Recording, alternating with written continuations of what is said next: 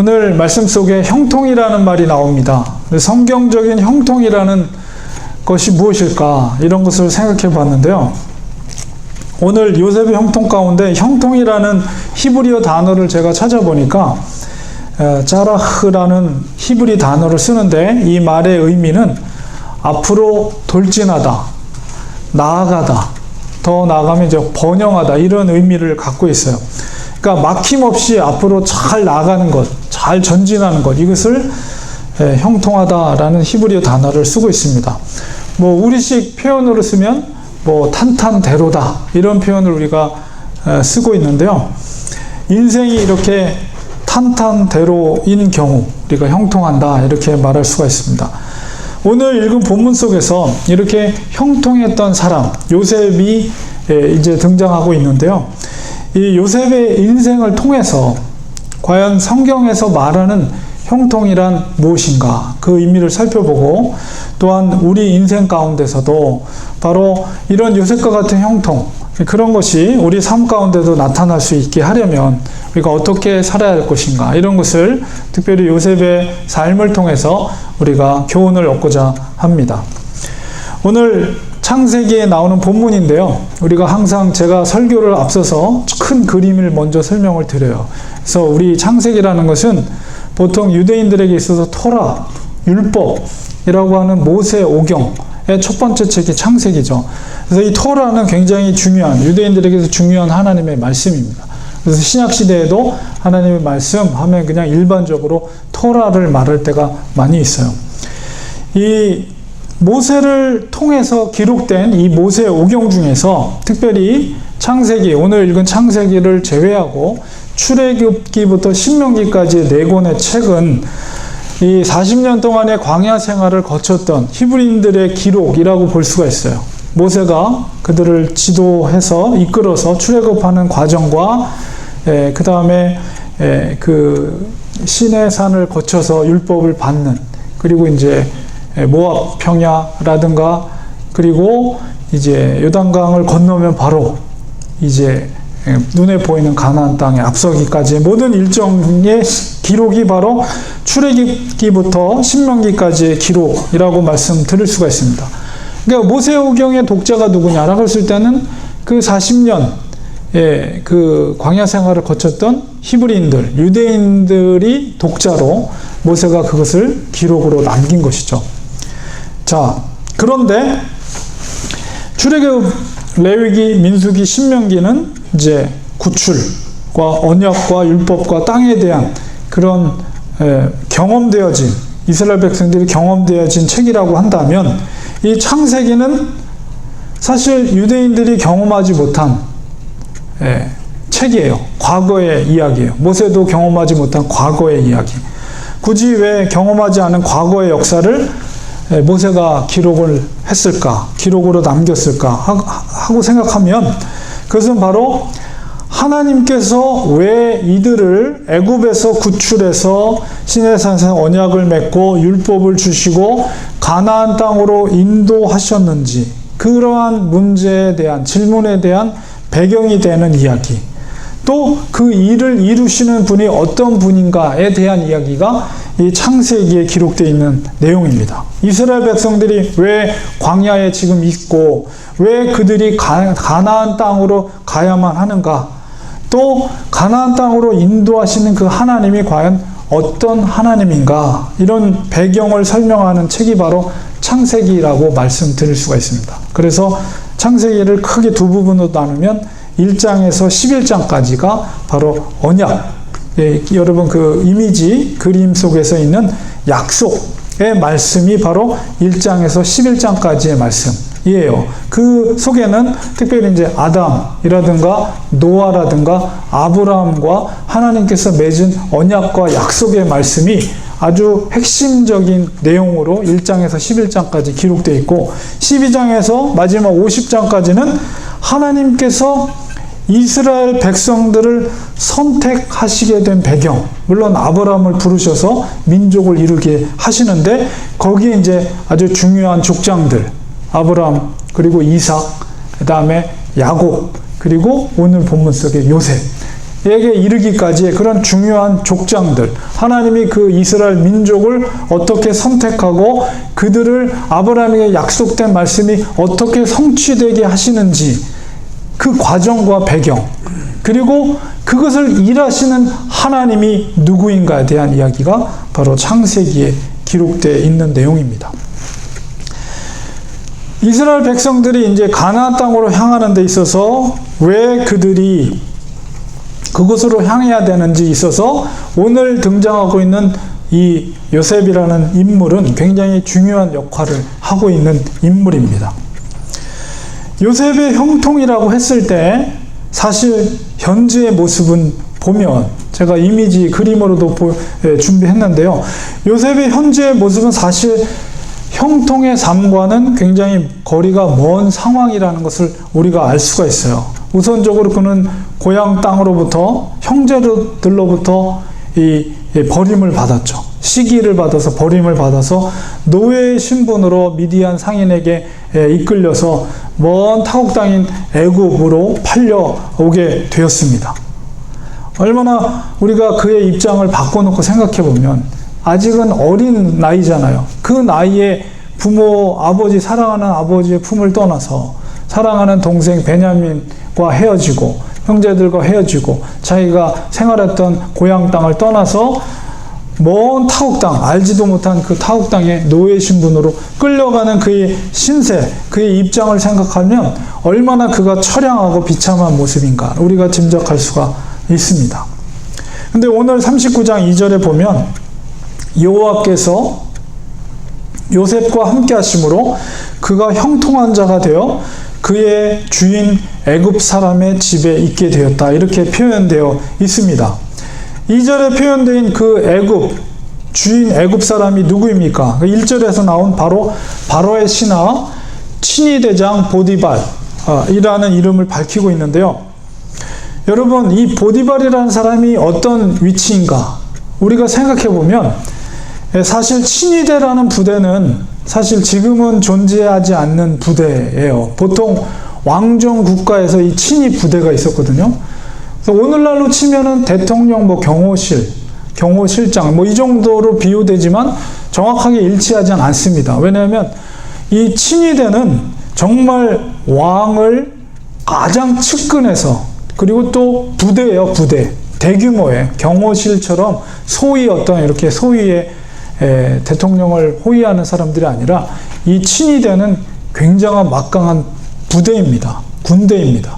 그리고 가장 전투력이 강한 군대. 그래서 가장 위기 상황 가운데 있을 때 정치적으로, 군사적으로 왕을 호위하고 왕을 지키는 부대가 친위대, 친위 부대라고 할 수가 있는데 이 친위대의 우두머리가 이 보디발이었어요. 이게 보디발이라는 사람은 굉장한 권력과 지위가 있었던 사람이에요. 그러니까 그 집에 그 사람의 눈에 요셉이 들어왔고 그 집에 들어오게 된 것은 하나님의 섭리죠. 우연하게 된 것이 아니라 하나님의 섭리인데 어쨌든 그러한 이 보디발의 집에 들어오게 됐어요. 그 사람의 눈에 들어왔고 어떤 이유에서든 그 사람의 눈에 요셉이 들어왔고 요셉이 노예로서 그 집에 들어오게 된 것은 바로 형통함의 하나의 증거라고 할 수가 있습니다. 하나님의 간섭하심과 섭리하심이 그 속에 있는 것을 우리는 알 수가 있죠. 이 말씀을 저는 읽으면서 묵상하면서 생각해 보았습니다. 요셉의 형통은 그 이유가 무엇인가라고 했을 때 하나님께서 그와 함께 하셨다라는 말이 반복되거든요. 우리 39장 22절, 23절에도 역시 이 형통이라는 말, 그리고 하나님이 함께 하셨다는 말이 기록이 되어 있는데 그것은 이제 요셉이 누명을 받아서 감옥에 이제 들어가는 상황 속에서 39장 22절, 23절에 이렇게 표현되어 있습니다. 간수장이 옥중 죄수를 다 요셉의 손에 맡김으로 그 재반 사물을 요셉이 처리하고 간수장은 그의 손에 맡긴 것을 무엇이든지 살펴보지 아니하였으니 이는 여호와께서 요셉과 함께 하심이라. 여호와께서 그를 범사에 형통하게 하셨더라.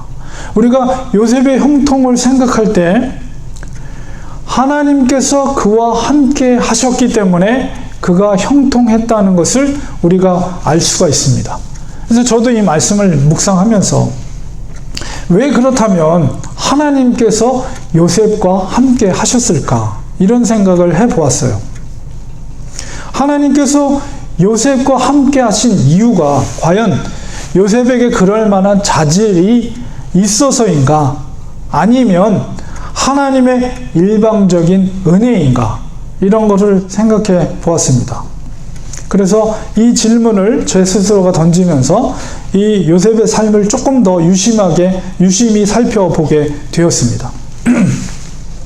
만약에 요셉의 자질 가운데 그러한 함께하심에 대한 신실함이나 그런 자질이 있다면 우리가 본을 받아야 되겠죠. 그래서 그가 그런 자질에 대한 근거가 될 만한 사건, 그것은 바로 그가 누명을 받아 감옥에 가게 된 사건에서 우리가 그것을 찾아볼 수가 있습니다. 요셉의 형통함 가운데 보디발은 그의 모든 집안의 모든 것을 그에게 맡길 정도로 그를 신뢰했죠. 그러나 이 요셉을 흠모했던 보디발의 아내가 매일 날마다 요셉을 이렇게 유혹을 하는 장면이 나타납니다. 그때 이제 39장 9절에 보면 요셉이 이런 고백을 하거든요. 이 집에는 나보다 큰 이가 없으며 주인이 아무것도 내게 금하지 아니하였어도 금한 것은 당신뿐이니 당신은 그의 아내임이라. 그런즉 내가 어찌 이 큰 악을 행하여 하나님께 죄를 지으리까. 얼마나 이 보디발의 아내가 요셉을 탐하고 요셉과 동침하기 위해서 날마다 요셉을 괴롭혔어요. 그렇게 한 것에 대해서 요셉이 말한 고백이 9절에 있는 말씀입니다. 요셉이 그러한 성적인 유혹 속에서 무엇보다도 두려워했던 것은 친위 대장이었던 보디발이 아니라 그의 고백 속에 하나님 앞에서 죄를 짓는 것이 가장 두려웠다는 것을 우리는 알 수가 있습니다. 중요한 것은 그가 현재 노예 신분이며 또한 누명을 받아서 옥에 갇히는 죄인의 신분 상태인 것이죠. 그런 상태임에도 불구하고 그는 하나님 앞에서 죄를 짓지 않으려고 노력하는 모습을 그의 고백 속에서 우리가 보게 됩니다. 그에게 그런 비범한 믿음의 자세를 가지고 있었다는 것을 우리가 알 수가 있죠. 보통 일반적인 사람들은 자기의 상황이 악화될 때, 그리고 정말 고통 가운데 있을 때 쉽게 무너지기 쉽습니다. 그래서 될 대로 되라. 내 인생이 이제 망했네. 이보다 더 나쁠 수 없다. 어때? 이런 태도와 자세를 가질 수가 있거든요. 쉽게. 이런 좌절감으로 누군가를 원망하거나 혹은 하나님에 대한 원망을 할 수도 있는 상황인데도 불구하고 그는 그런 모습을 보이지 않았어요. 그런 점을 볼 때 요셉을 통해서 우리는 그의 본을, 그의 믿음의 신실함을 본을 받아야 할 귀한 모습이라고 볼 수가 있습니다. 분명 하나님께서 그와 함께 하실 만한 이유가 있었습니다. 역시 그것은 정결함과 거룩과 관계된 믿음의 모습이라는 것을 알 수가 있죠. 하나님이 거룩하니 하나님이 임한 곳에는 거룩함이 거해야 한다는 것을 우리가 알 수가 있어요. 지금 이 사건을 통해서 요셉의 형통이라는 것은 오히려 그가 총리가 되었을 때보다도 보디발의 집에 있을 때, 노예 신분으로 있을 때, 혹은 누명으로 감옥에 간 죄인의 신분에 있을 때 오히려 그 요셉의 전체 삶을 보면 형통이라는 단어가 오히려 그 상황 가운데 있을 때 더 많이 반복되어 표현되어 있어요. 이것을 보면 우리가 성경적인 이 형통의 개념을 우리가 그의 삶을 통해서 찾아가고 이해하려고 하는데요. 그의 삶을 통해서 깨달을 수 있는 것은 이해할 수 없는 그런 고난의 상황 속에서 요셉은 절대로 포기하지 않았습니다. 그 속에서 그는 믿음을 지켰습니다. 사실 지금은 모세 율법 이전 시대죠. 왜냐하면 모세는 이미 태어나기 전이니까. 그러니까 이 당시에는 율법이 없었어요. 그렇다면 그 믿음을 무엇으로 지켰는가라고 했을 때 사실은 그 속에 있는 양심의 도덕법 안에서 그가 지켰겠죠. 하나님 앞에서의 신실함을. 그런 그의 비참한 인생 속에서도 그는 하나님의 존재를 인정했을 뿐만 아니라 하나님 앞에서 양심에 꺼리끼는 죄악을 범하지 않았습니다.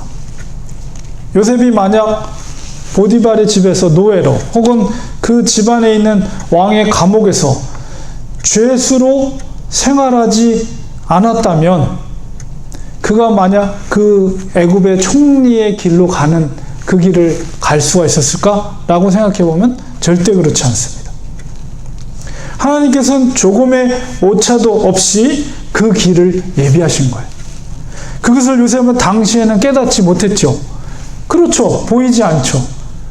자기가 잘못한 것도 아닌데 형들에게 큰 잘못을 저지르지도 않았는데 형제들의 시기를 받아서 노예로 팔려가고 또 자기가 죄를 범하지도 않았는데 누명을 받아서 감옥 속에 갇히게 되고 이런 상황 속에서 그는 전혀 보이지 않았어요. 그가 총리가 되리라는 것은 전혀 생각하지도 못한 것이요.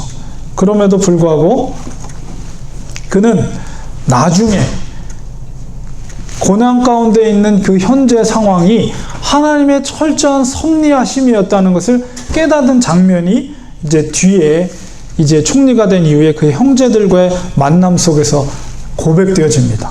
그것이 이제 45장 5절에서 8절까지 말씀 속에서 기록되어 있어요. 이게 이제 형제들을 만나게 된 거예요. 요셉은 이미 애굽의 총리가 된 상황 속입니다.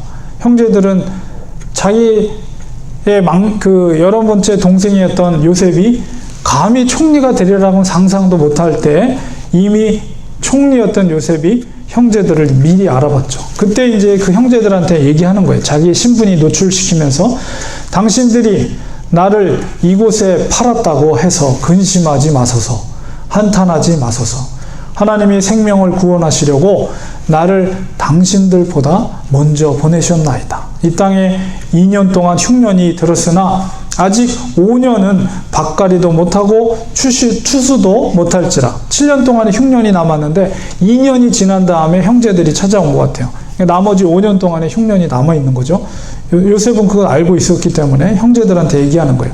하나님이 큰 구원으로 당신들의 생명을 보존하고 당신들의 후손을 세상에 두시려고 나를 당신들보다 먼저 보내셨나니 그런즉 나를 이리로 보낸 이는 당신들이 아니요 하나님이시라. 하나님이 나를 바로에게 아버지로 삼으시고 그 온 집의 주로 삼으시며 애굽 온 땅의 통치자로 삼으셨나이다. 총리가 된 요셉은 깨달은 거예요. 사실 자기가 감옥에 갇혔을 때나 아니면 보디발의 집에 노예로 팔려갔을 때 그 당시에는 그것을 깨닫지 못했어요. 알지도 못했어요. 그러나 시간이 흐르면서 어떤 시기가 되었을 때 그는 깨닫게 된 거죠. 그가 애굽으로 팔려갈 때 그가 얼마나 눈물을 흘렸겠어요. 미지에 알지 못한 나의 인생길, 그 팔려가는 노예의 신분 속에 얼마나 눈물을 흘렸고 또 보디발의 아내로부터 누명을 받아 죄수로 감옥에 갇힐 때 또 얼마나 마음이 아프고 눈물이 났겠어요. 그리고 감옥에서 만난 술 관원장의 꿈을 해몽해주고 그의 도움으로 감옥에서부터 내가 자유로움을 얻겠구나 기대했지만 2년 동안 잊고 지냈어요. 그때도 얼마나 그가 실망과 낙담 속에 있었겠어요. 그때까지만 해도 그가 총리가 되리라고는 상상도 못했습니다. 그러나 그가 총리가 되고 그 모든 그 지역에 중동 지역에 있는 그 감으로서 가뭄 가운데 고통받는 자들에게 진정한 해방과 진정한 구원을 이끄는 위치에 있을 때 그 어느 순간 그는 깨달았을 거예요. 특별히 형제들을 만났을 때 그 과거에 자기가 고난받았던 그런 고통의 그 순간들이 주마등처럼 지나가며 그 모든 일들이 이스라엘을 구원하시기 위한 하나님의 놀라우신 섭리였음을 깨달았을 때 얼마나 기쁨과 감격과 감사의 눈물을 흘렸겠어요. 우리는 여기서 성경적인 형통의 의미가 무엇인지를 우리 분명하게 생각하게 됩니다. 저는 요셉에게 하나님께서 왜 함께 하셨는가에 대한 질문을 던지면서 그에게 있는 믿음의 순결에 대해서 언급했습니다. 그런데 그것만으로 완전하게 하나님의 함께 하심을 설명하기에는 무엇인가 부족하다는 생각을 갖게 되었어요. 하나님께서 요셉과 함께 하셨던 이유는 무엇보다도 하나님의 전적인 은혜라는 것을 깨달음을 갖게 되었습니다. 하나님의 순전함보다도 더 중요한 이유는 바로 요셉을 향한 하나님의 전적인 은혜입니다. 하나님께서 강권적으로 요셉과 함께 하신 것입니다. 왜 그렇습니까? 그것은 하나님의 선택하심이에요. 하나님의 선택.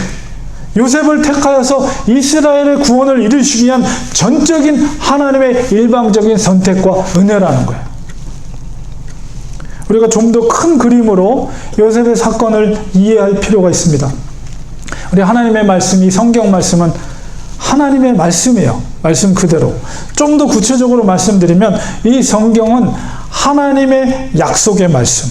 하나님께서 약속을 주시고 그 약속을 중심으로 만물을 다스리고 자신을 드러내시는 거예요. 우리는 이것을 계시라고 합니다. 하나님의 계시. 성경은 하나님께서 자신을 드러내신 것을 기록한 것이다. 이렇게 다시 표현할 수가 있어요. 따라서 우리가 성경을 볼 때 하나님께서 언약을 주시고 어떻게 그것을 성취해 가시며 그 과정을 통해서 자신을 어떻게 계시하시는가에 대한 관점으로 우리는 성경을 읽어 나가야 됩니다. 창세기에서부터 요한계시록까지. 그렇다면 하나님께서 성경을 통해서 계시하시려는 궁극적인 목적이 무엇입니까? 계시하시고자 하는 궁극적인 목적. 그것은 우리가 사도 요한복음을 통해서 이렇게 말하고 있어요. 요한복음 20장 31절이 요한복음을 쓴 목적이기도 합니다. 그러면서 성경을 우리에게 주신 목적이기도 해요. 오직 이것을 기록함은 일차적으로는 요한복음이지만 좀 더 확대하면 성경 말씀이에요. 오직 이것을 기록함은 너희로 예수께서 하나님의 아들 그리스도이심을 믿게 하려 함이요. 또 너희로 믿고 그 이름을 힘입어 생명을 얻게 하려 함이니라.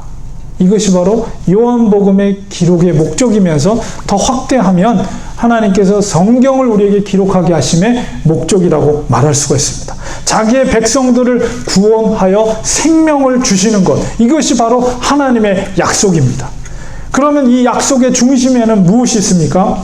사도 요한은 요한복음 5장 39절에서 이렇게 분명하게 밝히고 있어요. 너희가 성경에서 영생을 얻는 줄 생각하고 성경을 연구하거니와 이 성경이 곧 내게, 여기서 나라는 것은 예수 그리스도요. 예수님 말은 내게 대하여 증언하는 것이니라. 이게 요한복음 5장 39절의 말씀. 즉 약속의 중심에는 예수 그리스도가 있는 거예요. 예수 그리스도는 약속의 절정이며 약속의 실체입니다. 하나님의 계시는 오직 성경인데 이 성경의 중심이 예수 그리스도이기 때문에 성경 66권 모두를 통해서 그 말씀 속에 예수 그리스도가 떠올라야 되는 거예요. 우리는 요셉을 통해 무엇을 보는 것입니까? 바로 예수 그리스도를 보는 거예요. 45장 5절에 당신이 나를 이곳에 팔았다고 해서 근심하지 마소서. 한탄하지 마소서. 하나님이 생명을 구원하시려고 나를 당신들보다 먼저 보내셨나이다. 여러분, 이 말씀을 자세히 그리고 깊이 묵상하면 마치 이 말씀이 예수님을 배신했던 가룟 유다와 베드로에게 주님께서 하시는 말씀처럼 들리지 않습니까? 이렇게 볼 때 성경적인 형통이라는 것은 애굽의 왕궁에서가 아니라, 요셉이 애굽의 왕궁에서가 아니라 바로 노예 신분이었던 보디발의 집에서, 죄수의 신분이었던 감옥에서 하나님의 형통이 이미 이루어진 거예요. 성경적인 형통이라는 것은 상황과 신분에서 주어지는 것이 아니라 하나님의 기뻐하신 뜻이 한 개인의 인생 가운데, 하나님의 주도적인 주권 가운데 성취되어지는 것이 곧 성경적인 성취라는 것입니다. 물론 요셉에게는 하나님의 형통이 이루어질 수 있는 좋은 믿음의 밭이 있었어요. 그 밭 가운데 하나님은 주도적으로 그 인생을 들어서 앞으로 큰 민족을 이루게 되는 야곱의 70명의 가족들을 구원하시기 위해, 그리고 애굽에서 남자 장정만 60만 명, 그러니까 총 한 150만 명의 큰 민족으로 형성케 하는 도구로서 요셉이라는 한 인물을 사용하신 거예요. 이 모든 과정은 제가 말씀드린 것처럼 성경은 약속, 하나님의 언약의 약속과 그것의 성취의 과정이라고 했어요. 그렇게 볼 때 그 요셉이라는 한 인생을 하나님이 사용하셨는데, 그 모든 인생에 사용되는 흐름은 그들의 조상이었던 아브라함에게 약속했던 하나님의 언약의 성취라는 것을 알 수가 있는 거예요. 하나님은 약속을 주시고 그 약속을 성실하게, 신실하게 성취해 가십니다. 그것을 통해서 하나님이 어떤 하나님인가를 백성들에게 드러내고, 바로 우리 믿는 자들에게 그 하나님이 어떤 하나님임을 우리에게 계시해 주시는 거예요. 그 말씀이 하나님의 말씀이에요. 성경 말씀이에요. 요셉의 사건은 더 확대하면 예수 그리스도의 이름을 힘입어 구원을 이루고자 하신 하나님의 위대하신 섭리의 사건이라는 것을 우리는 깨달아야 합니다. 그렇다면 우리가 어떻게 형통의 인생, 성경이 말하는 형통의 인생을 살 수 있을 것인가? 우리가 그 답을 하기 전에 제가 깨달은 것은, 아는 것과 믿는 것은 다를 수 있다는 생각을 갖게 됩니다. 이게 무슨 말씀이냐 하면, 요셉은 어려운 상황 속에서도 그 상황을 전적으로 다 이해할 수 없었어요. 알 수 없었어요. 그가 왜 형제들의 시기로 애굽에 팔려와야 했는지, 그리고 그게 왜 억울한 누명을 받아 감옥에 갇혀야 했는지. 그 감옥은 그냥 일반 죄수가 갇히는 감옥이 아니라 바로 보디발 장군의 친위 대장의 집 안에 있는 왕의 죄수들이 갇히는 고관에 있었던 사람들만이 갇히는 특별한 감옥이었어요. 요셉이, 노예 신분으로 왔던 요셉이 어떻게 감히 그런 감옥에 갇힐 수 있겠어요? 그 상황을 그는 이해하지 못했죠.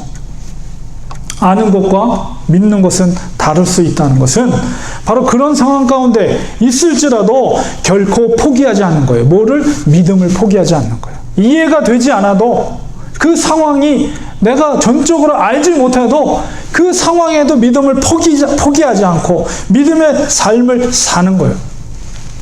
하나님 앞에 죄로 무너지지 않는 거예요. 그럴 때 필요한 것은 알고 이해하는 것이 아니라 믿음으로 꿋꿋이 하루하루를 성실하게 살아가는 것입니다. 비록 노예의 신분이요 죄인의 신분이었지만 그러한 삶 속에서 분명히 성경에 일일이 기록되어 있지는 않지만 바로 요셉은 하루하루 감사의 조건들을 찾아서 하루하루 그 조건들을 음미하며 묵묵히 하루하루를 성실하게 그는 걸어갔을 것입니다. 우리에게도 마찬가지입니다. 하나님은 반드시 구원을 이루시는 하나님입니다. 현재 상황이 때로는 이해가 안 되고 알지 못하지만 요셉처럼 절대 믿음을 포기하지 않고 하루하루를 감사하며 살아간다면 반드시 우리에게도 형통의 인생이 될 수가 있는 것입니다. 하나님은 자기 계시를 통해, 하나님의 사람들을 통해 바로 구원의 역사를 이루시고 그분의 기뻐하시는 뜻을 이루시는 분이시기 때문입니다. 하나님은 요셉을 선택하셨고 하나님의 기쁘신 뜻을 하나님의 언약 가운데 성실하게 그를 통해서 성취해 가신 거예요. 우리 성경을 볼 때 그런 큰 그림을 보면서 성경을 읽어 나가야 됩니다. 믿음으로 보고 믿음으로 걸어가시기 바랍니다. 전도서 7장 14절에 보면 형통한 날에는 기뻐하고 곤고한 날에는 되돌아보아라. 이 두 가지를 하나님이 병행하게 하사 사람이 그의 장래일을 능히 헤아려 알지 못하게 하셨느니라. 이 말씀의 의미는 인생 가운데 하나님께서는 때로는 잘 될 때도 주시지만 때로는 잘 안 될 때도 주신다는 거예요. 그래서 장래일에 절대 교만하지 않게 하신다라는 의미가 이 말씀 속에 담겨져 있습니다. 그러므로 우리가 어려운 일을 만났다고 해서 너무 슬퍼할 필요가 없습니다. 그리고 반대로 잘 된다고 해서 자고하거나 교만해서는 안 됩니다. 어떤 상황에서든지 믿음으로 성실하게 한 걸음 한 걸음 나아가야 합니다. 그러면 하나님께서는 함께 하시고 형통케 하십니다. 그리고 그런 사람을 통해 어떻게 해요? 축복의 통로로 그 인생을 사용하시는 거예요. 그리스도인들은 요셉처럼 축복의 통로가 되어야 합니다. 요셉으로 인해서 보디발의 가정이 복을 받았습니다. 요셉으로 인해서 간수장이 복을 받았습니다. 요셉으로 인해서 술관원장이 복을 받았습니다. 요셉으로 인해서 바로가 복을 받았습니다. 요셉으로 인해서 그의 70명의 가족이 복을 받았습니다. 하나님의 사람은 이렇게 복을 나누는 축복의 통로가 되어야 합니다. 결론을 맺겠습니다. 성경적인 형통이라는 것은 한 개인을 통해서 하나님의 기쁘신 뜻인 구원이 이루어지는 거예요. 구원이 이루어지는 것.